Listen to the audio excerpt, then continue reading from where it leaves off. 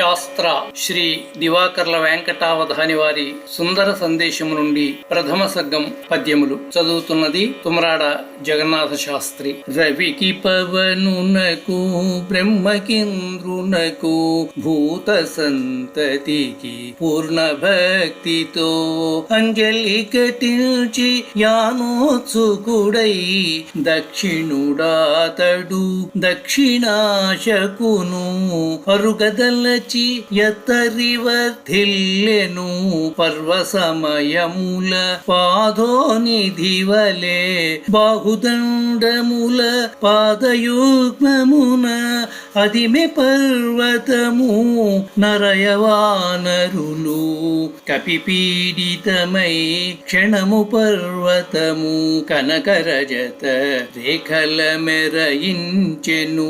కదలి పూలు వృక్షములు రాల్చగా విరిమలయన కనువిందొనరించెను మత్తద్విరదము మదధారలవలే సలిలధారలను శ్రవింపచేసెను మధ్యమార్చి ధూమము వలె ననలము ఘనసుమన శిలలను వెడలించెను శ్రీ వాల్మీకి మునీంద్రులు దయతో తెలిపిన రాముని దివ్య కథానే తెలిపెద రాముని దివ్య కథ.